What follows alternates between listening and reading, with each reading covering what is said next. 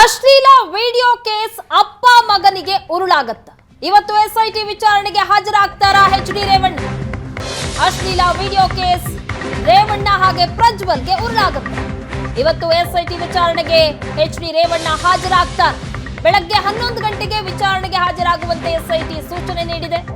ವಿಚಾರಣೆಗೆ ಹಾಜರಾಗಲು 1 ವಾರ ಕಾಲಾವಕಾಶವನ್ನ ಈಗಾಗಲೇ ಪ್ರಜ್ವಲ್ ಕೇಳಿದ್ದಾರೆ ತಮ್ಮ ವಕೀಲರ ಮೂಲಕ. ಏಪ್ರಿಲ್ 30ರಂದು ರೇವಣ್ಣ ಪ್ರಜ್ವಲ್ಗೆ ನೋಟಿಸ್ ಅನ್ನು ನೀಡಲಾಗಿತ್ತು ಎಸ್ಐಟಿಯಿಂದ. ಎಸ್ಐಟಿ ವಿಚಾರಣೆಗೆ ಇಂದು ಎಚ್.ಡಿ. ರೇವಣ್ಣ ಹಾಗಾದ್ರೆ ಹಾಜರಾಗ್ತಾರೆ. ವಿಚಾರಣೆಗೆ ಹಾಜರಾಗದಿದ್ರೆ 2 ದಿನಗಳ ಸಮಯ ಕೇಳೋ ಸಾಧ್ಯತೆ ಇದೆ. ಕಾನೂನಾತ್ಮಕವಾಗಿ ಏನ್ ಮಾಡಬೇಕೆಂದು ಚರ್ಚಿಸಿರುವಂತಹ ರೇವಣ್ಣ ಅವರು ಹಾಗಾದ್ರೆ ಇವತ್ತು ವಿಚಾರಣೆಗೆ ಹಾಜರಾಗ್ತಾರಾ, ಕಾಲಾವಕಾಶಗಳನ್ನ ಕೇಳ್ತಾರ ಅನ್ನೋದನ್ನ 11 ಗಂಟೆ ನಂತರ ನೋಡ್ಬೇಕಾಗತ್ತೆ. ಬೆಳಗ್ಗೆ 11 ಗಂಟೆಗೆ ವಿಚಾರಣೆಗೆ ಹಾಜರಾಗಬೇಕು ಅಂತ ಈಗಾಗಲೇ ನೋಟಿಸ್ ನಲ್ಲಿ ಎಸ್ಐಟಿ ಉಲ್ಲೇಖ ಮಾಡಿದೆ. ಹಾಗಾದ್ರೆ ಇವತ್ತು ರೇವಣ್ಣ ವಿಚಾರಣೆಗೆ ಹಾಜರಾಗ್ತಾರೆ. ಒಂದ್ ಕಡೆ ನಿನ್ನೆನೆ ಪ್ರಜ್ವಲ್ ರೇವಣ್ಣಗೆ ವಿಚಾರಣೆಗೆ ಹಾಜರಾಗುವಂತೆ ನೋಟಿಸ್ ನೀಡಲಾಗಿತ್ತು. ಆದರೆ ಪ್ರಜ್ವಲ್ ರೇವಣ್ಣ ಜರ್ಮನಿಯಲ್ಲಿರೋದ್ರಿಂದಾಗಿ ವಿಚಾರಣೆಗೆ ಹಾಜರಾಗಿಲ್ಲ. 7 ದಿನಗಳ ಕಾಲಾವಕಾಶಗಳನ್ನ ತಮ್ಮ ವಕೀಲರ ಇಂದಾಗಿ ಎಸ್ಐಟಿಗೆ ಕೇಳಲಾಗಿತ್ತು ಪತ್ರದ ಮೂಲಕ. ರೇವಣ್ಣ ಅವರು ಇವತ್ತು ವಿಚಾರಣೆಗೆ ಹಾಜರಾಗ್ತೀನಿ ಅಂತ ನಿನ್ನೆ ಸಹ ಹೇಳಿದ್ರು. ನನಗೆ ಯಾವುದೇ ರೀತಿಯಾದಂತಹ ಭಯ ಇಲ್ಲ, ವಿಚಾರಣೆಗೆ ಹಾಜರಾಗ್ತೀನಿ, ತಪ್ಪು ಮಾಡಿಲ್ಲ ಅನ್ನುವಂತಹ ಹೇಳಿಕೆಯನ್ನ ರೇವಣ್ಣ ಹೇಳ್ತಾ ಇದ್ರು. ಹಾಗಾದ್ರೆ ಇವತ್ತು 11 ಗಂಟೆಗೆ ವಿಚಾರಣೆಗೆ ಹಾಜರಾಗ್ತಾರೆ. ಈ ಬಗ್ಗೆ ಹೆಚ್ಚಿನ ಡೀಟೇಲ್ಸ್ ಕೊಡ್ತಾರೆ ನಮ್ಮ ಪ್ರತಿನಿಧಿ ಮಂಜು. ನೇರ ಸಂಪರ್ಕದಲ್ಲಿ ಜಾಯ್ನ್ ಆಗಿದ್ದಾರೆ. ಮಂಜು, ಇವತ್ತು ಎಸ್ಐಟಿ ವಿಚಾರಣೆಗೆ ಹಾಜರಾಗಬೇಕು ಅಂತ ರೇವಣ್ಣ ಅವರಿಗೆ ನೋಟಿಸ್ ಅನ್ನ ನೀಡಲಾಗಿದೆ. ಹಾಗಾದ್ರೆ ಬೆಳಗ್ಗೆ 11 ಗಂಟೆಗೆ ರೇವಣ್ಣ ಅವರು ವಿಚಾರಣೆಗೆ ಹಾಜರಾಗುವಂತಹ ಸಾಧ್ಯತೆ ಇದೆಯಾ ಅಥವಾ ಕಾಲಾವಕಾಶವನ್ನೇನಾದ್ರೂ ಕೇಳ್ತಾರಾ? ಪ್ರಗತಿ, ಹೌದು. ಈ ಒಂದು ಪ್ರಜ್ವಲ್ ರೇವಣ್ಣ ಅಶ್ಲೀಲ ವಿಡಿಯೋ ಪ್ರಕರಣಕ್ಕೆ ಸಂಬಂಧಪಟ್ಟಂತೆ ಪ್ರಮುಖವಾಗಿ ಈ ಒಂದು ಪ್ರಕರಣದಲ್ಲಿ A1 ಆರೋಪಿ ಆಗಿರ್ತಕ್ಕಂಥ ಇದೇ ಎಚ್.ಡಿ. ರೇವಣ್ಣ ಆಗಿರ್ತಕ್ಕಂಥ. ಹಾಗಾಗಿ ಎಚ್.ಡಿ. ರೇವಣ್ಣ ಅವರಿಗೆ ಇವತ್ತು 11 ಗಂಟೆಗೆ ವಿಚಾರಣೆಗೆ ಹಾಜರಾಗುವಂತೆ ನೋಟಿಸ್ ಕೊಟ್ಟಿರ್ತಕ್ಕಂಥ. ಪ್ರಮುಖವಾಗಿ ಈ ಒಂದು ಸಂತ್ರಸ್ತ ದೂರುದಾರ ಕೊಟ್ಟಿರ್ತಕ್ಕಂತಹ ದೂರಿನ ಆಧಾರದ ಮೇರೆಗೆ ಸಾಕಷ್ಟು ವಿಚಾರಣೆಗಳು ಮಾಡಬೇಕಾಗತ್ತೆ. ಪ್ರಮುಖವಾಗಿ ಅಂದರೆ ಈಕೆ ಏನು 4 ವರ್ಷದ ಹಿಂದೆ ಎಚ್.ಡಿ. ರೇವಣ್ಣ ಅವರ ಮನೆಯಲ್ಲಿ ಕೆಲಸಕ್ಕೆ ಸೇರಿದ್ರು. ಸೇರಿದ 4 ತಿಂಗಳಲ್ಲಿ ಎಚ್.ಡಿ. ರೇವಣ್ಣ ನನ್ನ ಮೇಲೆ ಲೈಂಗಿಕ ದೌರ್ಜನ್ಯ ಎಸಗಿದ್ದಾರೆ ಅನ್ನೋ ಒಂದು ಆರೋಪವನ್ನು ಮಾಡಿರ್ತಕ್ಕಂಥ ಹಿನ್ನೆಲೆಯಲ್ಲಿ ಆ ಒಂದು FIR ಉಲ್ಲೇಖ ಆಗಿರ್ತಕ್ಕಂಥ ಅಂಶಗಳ ಆಧಾರದ ಮೇರೆಗೆ ಎಚ್.ಡಿ. ರೇವಣ್ಣ ಅವರಿಗೆ ಪ್ರಶ್ನೆಗಳನ್ನು ಮಾಡಲಾಗುತ್ತೆ. ಎಸ್ಐಟಿ ತಂಡ ಕೂಡ ಈಗಾಗಲೇ ಸಾಕಷ್ಟು ಸಿದ್ಧತೆಗಳನ್ನು ಮಾಡ್ಕೊಂಡಿರ್ತಕ್ಕಂಥದ್ದು. ಪ್ರಮುಖವಾಗಿ ಎಚ್.ಡಿ. ರೇವಣ್ಣ ಕೂಡ ಕಾನೂನು ಸಲಹೆಗಾರನ ಒಂದಷ್ಟು ಸಂಪರ್ಕ ಮಾಡಿ ಚರ್ಚೆಯನ್ನು ಮಾಡಿರ್ತಕ್ಕಂಥದ್ದು. ಆ ಸಂದರ್ಭದಲ್ಲಿ ಏನಾಗಿತ್ತು ಅನ್ನೋದನ್ನು ಕೂಡ ಕಾನೂನು ಸಲಹೆಗಾರಿಗೆ ಮಾಹಿತಿಯನ್ನು ಕೊಟ್ಟಿರ್ತಕ್ಕಂಥದ್ದು. ಅಲ್ಲಿ ಏನನ್ನ ಹೇಳಬೇಕು ಮತ್ತು ಏನನ್ನ ಮಾಡಬೇಕು ಅನ್ನೋದನ್ನು ಕೂಡ ಸಲಹೆಯನ್ನು ಪಡ್ಕೊಂಡಿದ್ದಾರೆ. ಈಗ ಸದ್ಯ ಎಸ್ಐಟಿ ತಂಡದ ಮುಂದೆ 11 ಗಂಟೆಗೆ ಹಾಜರಾಗಬೇಕಾಗಿದೆ. ಕೇವಲ 1 ಗಂಟೆ ಬಾಕಿ ಇರ್ತಕ್ಕಂಥದ್ದು. ಸದ್ಯ ಪ್ರಜ್ವಲ್ ರೇವಣ್ಣ ಬಂದಿದ್ದೇ ಆದರೆ ಏನೆಲ್ಲ ಪ್ರಶ್ನೆಗಳನ್ನು ಕೇಳಬೇಕು ಅನ್ನೋದನ್ನು ಕೂಡ ಎಸ್ಐಟಿ ತಂಡ ರೆಡಿ ಮಾಡ್ಕೊಂಡಿದೆ. ಇನ್ನು ಅಥವಾ ಸೂಕ್ತವಾದಂಥ ಏನು ಅಂದರೆ ರೇವಣ್ಣ ಏನಾದರೂ ಒಂದು ವೇಳೆ ಬರದೇ ಹೋದರೆ ಅದಕ್ಕೆ ಸೂಕ್ತ ಕಾರಣಗಳನ್ನು ಕೊಡಬೇಕಾಗುತ್ತೆ. ಸುಮ್ಮನೆ ಕಾರಣವನ್ನು ಕೊಟ್ಟರೆ ಎಸ್ಐಟಿ ತಂಡ ಅಂದರೆ ಕಾನೂನು ರೀತಿಯ ಕ್ರಮವನ್ನು ಕೈಗೊಳ್ಳುವಂಥ ಸಾಧ್ಯತೆಗಳು ಹೆಚ್ಚಾಗುತ್ತೆ. ಯಾಕಂದರೆ ಇದು 41A ಅಡಿಯಲ್ಲಿ ಕೊಟ್ಟಿರ್ತಕ್ಕಂತಹ ನೋಟಿಸ್ ಆಗಿರುವಂಥ ಹಿನ್ನೆಲೆಯಲ್ಲಿ ಏನು ನೋಟಿಸ್ ಕೊಟ್ಟಂಥ ಹಿನ್ನೆಲೆಯಿಂದ ವಿಚಾರಣೆಗೆ ಹಾಜರಾಗಲೇಬೇಕಾಗತ್ತೆ. ಹಾಗಾಗಿ 11 ಗಂಟೆಗೆ ವಿಚಾರಣೆಗೆ ಹಾಜರಾಗಲೇಬೇಕಾಗತ್ತೆ. ಹಾಜರಾಗದೆ ಹೋದಂಥ ಸಂದರ್ಭದಲ್ಲಿ ಅವರ ಮೇಲೆ ಕಾನೂನು ರೀತಿಯ ಕ್ರಮವನ್ನು ಕೈಗೊಳ್ಬೋದು ಅಥವಾ ಮತ್ತೊಂದು ನೋಟಿಸನ್ನು ಕೊಡ್ಬೋದಾಗಿದೆ. ಅಂದರೆ ಅದಕ್ಕೆ ಸೂಕ್ತ ಕಾರಣಗಳನ್ನು ಕೊಟ್ಟು ಬೇಕಾದ್ರೆ ಅವರು ಏನು 1-2 ದಿನಗಳ ಕಾಲಾವಕಾಶ ಕೇಳುವಂಥ ಸಾಧ್ಯತೆಗಳು ತೀರಾ ಇರುತ್ತೆ. ಕಾದು ನೋಡಬೇಕಾಗಿದೆ ಪ್ರಗತಿ, ಏನಾಗುತ್ತೆ ಮುಂದೆ ಅನ್ನೋದನ್ನು.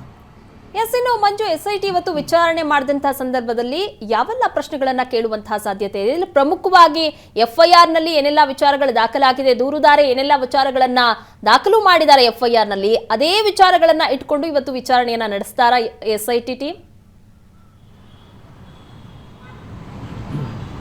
ಖಂಡಿತವಾಗಿಯೂ ಪ್ರಗತಿ, ಪ್ರಮುಖವಾಗಿ ಎಚ್.ಡಿ. ರೇವಣ್ಣ ಅವರನ್ನ ವಿಚಾರಣೆಗೆ ಒಳಪಡಿಸ್ತಕ್ಕಂಥದ್ದು ಈ ಒಂದು ಪ್ರಕರಣದಲ್ಲಿ A1 ಆರೋಪಿ ಆಗಿರ್ತಕ್ಕಂಥ ಹಿನ್ನೆಲೆಯಲ್ಲಿ.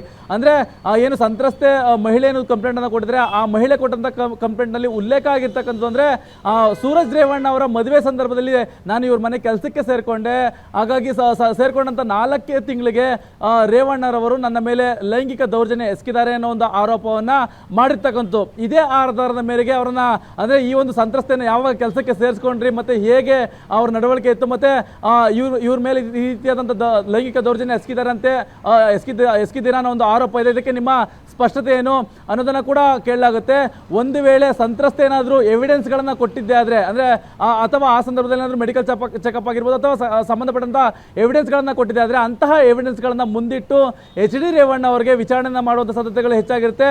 ಅದಕ್ಕೆ ಎಚ್ ಡಿ ರೇವಣ್ಣ ಅವರು ಏನಾದರೂ ಸೂಕ್ತ ಉತ್ತರಗಳನ್ನು ಕೊಡ್ತಾರಾ ಅಥವಾ ನಮ್ಮ ವಕೀಲರನ್ನ ಸಂಪರ್ಕ ಮಾಡಿ ನಿಮಗೆ ಉತ್ತರವನ್ನು ಕೊಡ್ತೇವೆ ಅಂತ ಹೇಳಿ ಆ ರೀತಿಯ ಉತ್ತರವನ್ನು ಕೊಡ್ತಾರಾ ಕಾದು ನೋಡಬೇಕಾಗಿದೆ.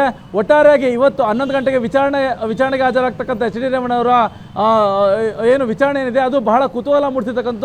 ಇನ್ನು ವಿಚಾರಣೆಗೆ ಹಾಜರಾಗ್ತಾರಾ ಅನ್ನೋದು ಕೂಡ ಎಲ್ಲೋ ಒಂದು ಕಡೆ ಅನುಮಾನಗಳು ಇದೆ. ಯಾಕಂದರೆ ಸಮಯಾವಕಾಶ ಕೇಳುವಂಥ ನಿಟ್ಟಲ್ಲೂ ಕೂಡ ಮುಂದಾಗ್ಬೋದು ಅನ್ನೋ ಸಾಧ್ಯತೆಗಳು ತೀರಾ ಇರ್ತಕ್ಕಂಥ ಹಿನ್ನೆಲೆಯಲ್ಲಿ ವಿಚಾರಣೆಗೆ ಹಾಜರಾಗ್ತಾರಾ ಅಥವಾ ಸಮಯಾವಕಾಶ ಕೇಳ್ತಾರಾ ಅನ್ನೋದು ಕುತೂಹಲ ಮೂಡಿಸಿದೆ. ಪ್ರಗತಿ. ಎಸ್, ಇನ್ನು ಮಂಜು, FIR ಹೊರತುಪಡಿಸಿ ಇನ್ಯಾವುದೇ ರೀತಿಯಾದಂತಹ ಎವಿಡೆನ್ಸ್ಗಳು, ಟೆಕ್ನಿಕಲ್ ಎವಿಡೆನ್ಸ್ಗಳು ಲಭ್ಯ ಆಗಿಲ್ಲ ಅಂತ ಕಾಣಿಸುತ್ತೆ ರೇವಣ್ಣ ಅವರ ವಿರುದ್ಧವಾಗಿ. ಹಾಗಾಗಿ ಯಾವ ಆಂಗಲ್ನಲ್ಲಿ ಪ್ರಶ್ನೆಗಳನ್ನ ಕೇಳಬಹುದು, ಯಾವ ರೀತಿಯಾಗಿ ವಿಚಾರಣೆಯನ್ನ ಮಾಡಬಹುದು, ಹಾಗಾದ್ರೆ ಮಾಹಿತಿಯನ್ನ ಕಲೆ ಹಾಕಬಹುದು SIT? ಪ್ರಗತಿ, ಪ್ರಮುಖವಾಗಿ ಈ ಒಂದು ಪ್ರಕರಣ ಸಂಬಂಧಪಟ್ಟಂತೆ FIR ನಲ್ಲಿ ಉಲ್ಲೇಖ ಆಗಿರ್ತಕ್ಕಂಥ ಅಂಶಗಳ ಮೇರೆಗೆ ಏನು ವಿಚಾರಣೆ ನಡೆಸಲಾಗುತ್ತೆ. ಯಾಕಂದರೆ 4 ವರ್ಷದ ಹಿಂದೆ ಅಂದರೆ ಅವರು ಕೆಲಸಕ್ಕೆ ಸೇರಿರ್ತಕ್ಕಂಥವರ ಏನು ಸಂತ್ರಸ್ತೆ ಏನಂದರೆ ಅವರ ಬಳಿ ಎವಿಡೆನ್ಸ್ಗಳು ತೀರಾ ಕಡಿಮೆ ಇರುತ್ತೆ. ಹಾಗಾಗಿ ಅವರ ಹೇಳಿಕೆಯ ಮೇರೆಗೆ ಒಂದು ವಿಚಾರಣೆ ನಡೆಸಲಾಗುತ್ತೆ. ಪ್ರಮುಖವಾಗಿ ಈ ಒಂದು ಮಹಿಳೆ ಅಂದರೆ ಆ ಮಹಿಳೆಯ ಫೋಟೋನ ಇಟ್ಕೊಂಡಿರ್ತಾರೆ SIT ಅಧಿಕಾರಿಗಳು. ಈ ಮಹಿಳೆ ನಿಮಗೆ ಪರಿಚಯ ಇದ್ದಾರಾ ಅನ್ನೋದನ್ನು ಕೂಡ ಸ್ಪಷ್ಟಪಡಿಸ್ಕೊಳ್ತಾರೆ. ಹೌದು ಎಂದಾದರೆ ಯಾವಾಗ, ಹೇಗೆ ಪರಿಚಯ ಆದರು ಮತ್ತು ಎಷ್ಟು ವರ್ಷಗಳ ಹಿಂದೆ ನಿಮ್ಮ ಹತ್ರ ಕೆಲಸಕ್ಕೆ ಬಂದಿದ್ರು ಮತ್ತು ಹೇಗಿದ್ರು ಮನೆಯಲ್ಲಿ ಅನ್ನೋದನ್ನು ಕೂಡ ವಿಚಾರಣೆ ಮಾಡ್ತಾ ಹೋಗ್ತಾರೆ. ಇದಾದ ನಂತರ ನಿಮ್ಮ ಮೇಲೆ ಆರೋಪ ಬಂದಿರತಕ್ಕಂಥದ್ದು 4 ವರ್ಷದ ಹಿಂದೆ ಕೆಲಸಕ್ಕೆ ಸೇರಿದ್ದಾರೆ. ಸೇರಿದ 4 ತಿಂಗಳಲ್ಲೇ ಈ ರೀತಿಯಾದಂಥ ಲೈಂಗಿಕ ದೌರ್ಜನ್ಯ ಎಸಗಿದ್ದೀರಾ ಅನ್ನೋ ಒಂದು ಆರೋಪ ನಿಮ್ಮ ಮೇಲೆ ಮಾಡಿದರೆ ಇದಕ್ಕೆ ನಿಮ್ಮ ಉತ್ತರ ಏನು ಅನ್ನೋದನ್ನು ಕೂಡ ಕೇಳಲಾಗುತ್ತೆ. ಅದಕ್ಕೆ ಎಚ್ ಡಿ ರೇವಣ್ಣ ಅವರು ಏನೆಲ್ಲ ಉತ್ತರಗಳನ್ನು ಕೊಡ್ತಾರೆ ಅನ್ನೋದು ಕೂಡ ಕಾದು ನೋಡಬೇಕಾಗಿದೆ. ಒಟ್ಟಾರೆಯಾಗಿ ಟೆಕ್ನಿಕಲ್ ಎವಿಡೆನ್ಸ್ಗಳು ತೀರಾ ಕಡಿಮೆ ಇರತಕ್ಕಂಥ ಹಿನ್ನೆಲೆಯಲ್ಲಿ ಆ ಒಂದು ಸಂತ್ರಸ್ತೆ ಹೇಳಿಕೆಯ ಆಧಾರದ ಮೇರೆಗೆ ವಿಚಾರಣೆ ನಡೆಯುತ್ತೆ. ಪ್ರಗತಿ. ಹಾಗಾದ್ರೆ ಇವತ್ತು ರೇವಣ್ಣ ಅವರು ವಿಚಾರಣೆಗೆ ಹಾಜರಾಗೋದು ಎಷ್ಟು ಮಟ್ಟಿಗೆ ಸಾಧ್ಯತೆ ಇದೆ ಅಂತ ಕಾಣಿಸ್ತಾ ಇದೆ? ಯಾಕಂದ್ರೆ ಈಗಾಗಲೇ ಕಾನೂನಿನಲ್ಲಿ ಯಾವ್ಯಾವ ರೀತಿಯಾದಂತಹ ಸಲಹೆಗಳನ್ನ ಸಹ ರೇವಣ್ಣ ಅವರು ಪಡೆದುಕೊಳ್ತಾ ಇದ್ದಾರೆ. ಹಾಗಾಗಿ ಕಾಲಾವಕಾಶಗಳನ್ನ ಕೇಳುವಂತಹ ಸಾಧ್ಯತೆಯೇ ಜಾಸ್ತಿ ಇದೆ ಅಂತ ಅನ್ನಿಸ್ತಾ ಇದೆಯಾ ಮಂಜು? ಪ್ರಗತಿ, ಹೌದು. ಪ್ರಮುಖವಾಗಿ ಎಚ್ ಡಿ ರೇವಣ್ಣ ಅವರು ನಿನ್ನೆ ಏನು ಹೊಳೆನರಸೀಪುರದಲ್ಲಿ ಮನೆಯಲ್ಲಿ ಒಂದು ಪೂಜಾ ಕೈಂಕರ್ಯಗಳನ್ನು ಮಾಡಿಕೊಂಡಿರ್ತಕ್ಕಂಥ ಮಾಡಿದ ನಂತರ ನಿನ್ನೆ ಬೆಂಗಳೂರಿಗೆ ಬಂದಿದ್ರು. ಬೆಂಗಳೂರಿನಲ್ಲಿ ಕೂಡ ಅಂದರೆ ಒಂದು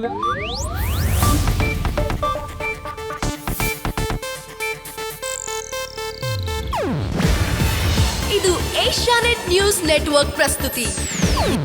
ನೀವು ನೋಡ್ತಿದ್ದೀರಾ ಏಷ್ಯಾನೆಟ್ ಸುವರ್ಣ ನ್ಯೂಸ್.